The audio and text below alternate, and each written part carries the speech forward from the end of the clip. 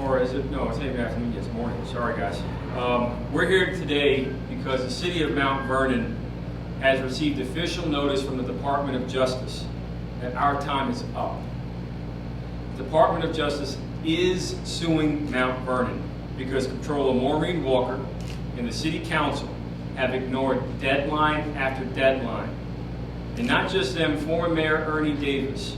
This problem stretches back to 2003 for repeated violations of the Clean Water Act.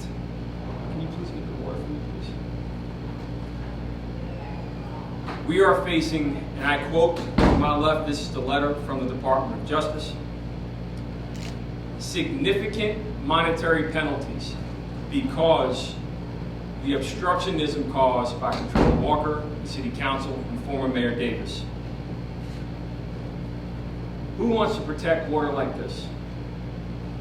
This is a sample of water from the Hutch River that includes raw sewage that has been belching into the Bronx and Hutch Rivers. And former Mayor Davis, Comptroller Walker, Councilman Griffith, Councilman Wallace have all worked to protect this situation by obstructing every effort we've taken to correct the situation. They have deliberately defied numerous warnings from our administration and the federal government about this threat. My agenda has remained the same since I took office. Fix the broken system, fix Memorial Field, and fix our broken infrastructure. This includes cleaning up our waterways. This includes revitalizing and restoring our parks. This includes making sure that we protect the people we are elected to serve.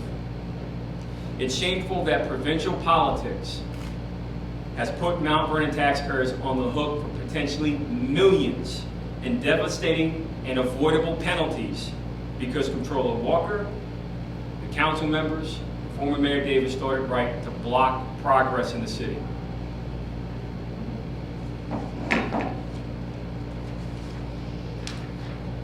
As the Department of Justice stated, the difference between Flint, Michigan and Mount Vernon is willful intent. Walker and the council repeatedly chose to ignore the warnings, ignore the orders, and ignore the law. They walked out on the budget. They walked out on the people of Mount Vernon. They simply betrayed us. Our residents suffer from high taxes and the additional pain of the loss of access to their backyards, their basements, the loss of their possessions because polluted waters invade their property. Gridlock and dysfunction is clear as the cause of this situation, with the Department of Justice now taking steps to officially sue the City of Mount Vernon, and as they put it, inflict, quote, significant monetary penalties, end quote, which will translate into a significant impact on our property taxes. We will do our best to make sure that the impact is as low as we can get it. But the Justice Department was clear in their choice of words. Significant monetary penalty, simply because last year, the forces of the political establishment, Walker, Davis, Griffith, Wallace, have all taken steps to block progress in the City of Mount Vernon. And I want to make sure you know that they all must be held accountable for the consequences of their contributions to this environmental and now fiscal crisis, because we are officially on notice that they're coming for a lot more than we should have been able to deal with. Thank you so much. I'm going to take some questions, but before we do that, we'll play the video of the commentary from one of the council members talking about this was not a big deal. And I don't think we need to do everything at once. We need to space it out, time it out, and plan it out, because it's very expensive. But after 13 years, I mean, literally, you guys are defecating in the river. That's very true. So what we said is that we need to concentrate on the areas that we need to work on first and get those fixed. They made it clear, order after order. You have to fix it. You can't claim money as the problem. You have to fix it. And Comptroller Walker, of all people, wanted to hold a press conference saying Mount Vernon is financially solvent, sitting on $19 million. Why are we overtaxing and underserving our people? Why are we giving our families dirty, defecated water? It doesn't make any logical sense. And all I can say is I'm going to continue to fight for Mount Vernon, and I'm not going to apologize for any step that we take to make sure that we protect our taxpayers, because the bottom line is they betrayed us. And it's clear from the Justice Department and their very, very, very simple, clear choice of words. Any Do you have an questions? estimate of how much in fines the city's facing? A tremendous amount. We estimate, based on the situation, we have 2 rivers. Each river has a series of violations. If you just conservatively estimate 2 violations per river, that translates into $500,000 per week per river. So $1 million a week since September 1st, 2016 is an estimate. You can just count the weeks until this day.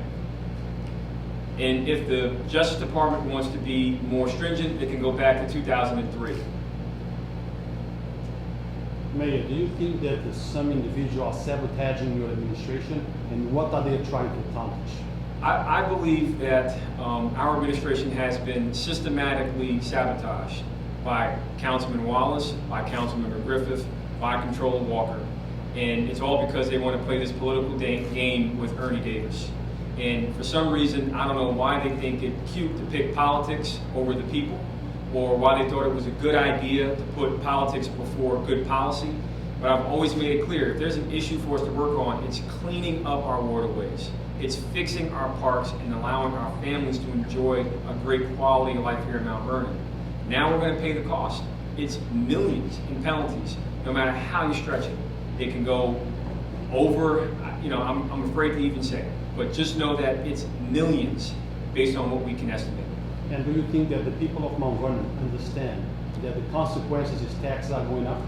I believe that the taxpayers must know, which is why we held this press conference, to make it clear that the threat is very real and it's coming. I can't explain how disappointed I am in the decisions by the members that have betrayed the city, but we're going to continue to try our best to work through this issue. But if I have to, use emergency powers to continue to protect the city and move forward, we will. So this is inevitable? This is inevitable, absolutely. This is concrete in writing, and we provided this information to the council. We've briefed them virtually every week of our correspondence and communications with the Department of Justice. And we made it clear to Justice that, we're doing our best to meet your deadlines, but every time we turn around, they want to obstruct and delay. And even with Slide the City, last night, the council chose to ignore it and not pass it after they asked us to participate in the event. I don't understand why politics is so important. People's lives, their health is at stake, and now their wallets are on target by the Department of Justice for them to try and protect dirty water. Have you spoken to the controller after this was issued, and what did she say? No response. Meaning they did not respond. There's no response. I mean, for weeks and months, I've been trying to get straight answers out of the Controller's office, Comptroller Walker, council members, and every time we turn around, their answer is, well, we're not sure if we want to do this. I think they need to answer the questions. Why they betrayed Mount Vernon? Why did they walk out on the budget? Why did they unfund the government?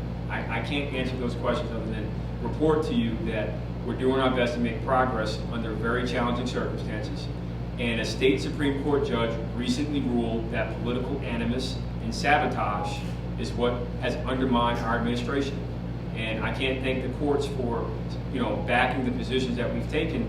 But now, based on what Justice is warning us, we now have to take more steps to protect our taxpayers. When was the first deadline, and how many have been missed since then, and what exactly are they asking for as this deadline? So the first deadline was August 31st, 2016. That's what we negotiated.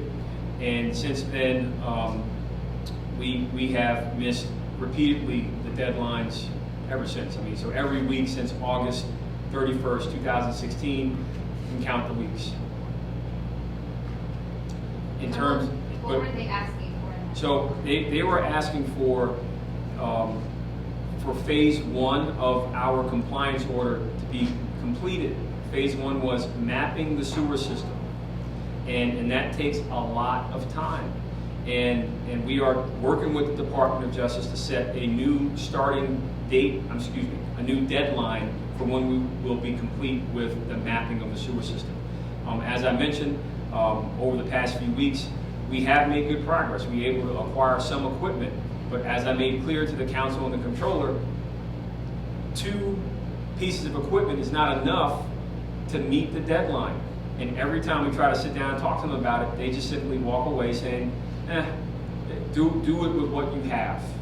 That's not enough. We will never meet the deadline with 2 trucks and 3 guys. It's not gonna work. We have hundreds of thousands of square feet of pipe to map, and we have work to do at each break we find. We have to clean out the pipes, and these sewers, again, they have not been maintained.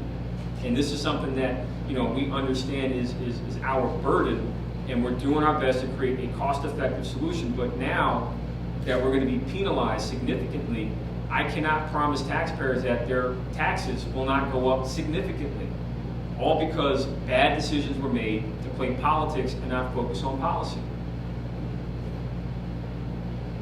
And I want to just take, a moment to talk briefly about why maintenance is important, preventative maintenance. The parking garage at Target, which we'll take some questions on after we go off topic, but the parking garage at Target, had more maintenance been done, the situation could have been avoided. And that's something that, property owners make. You make a decision. Do you want to replace your gutters? Do you want to replace your windows? Do you want to fix your roof? Or do you want to fix, something else in the house? And what I can tell you is preventative maintenance is essential. And this city has not had a capital plan since the 80s. And I don't understand how we can rely on roads that were paved in the 50s.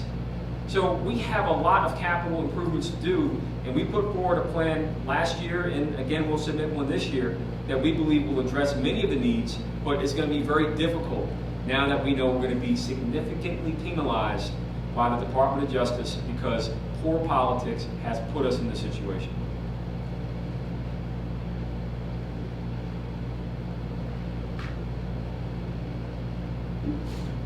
So, any questions on this matter, or you guys want to go off topic, particularly the Target? With respect to the parking garage at Target, the structure is safe. We've had an array of engineers that work for the city and with the city take a look at the structure to make sure that the measures that were put in place are sound. The measures include shoring, and they encase the shoring around strong cement blocks to block any cars from impacting those structures. In addition, we want to make sure you know that I have taken the additional step to ask the engineers that work with Mount Vernon to inspect all of our garages to make sure that our garages that we already know have not been maintained, whatever repairs need to be made, we're going to make them.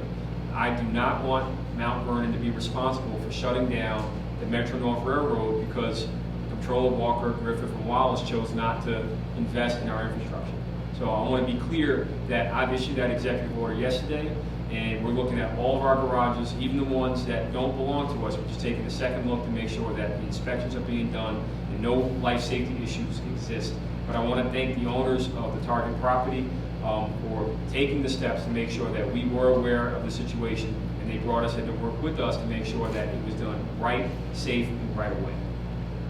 So shoppers can continue to shop. The stores were open yesterday morning. It's just want to make sure everybody are clear that everything has been addressed to our knowledge. Well, thank you guys, and we have some handouts for you that are available. Thank you.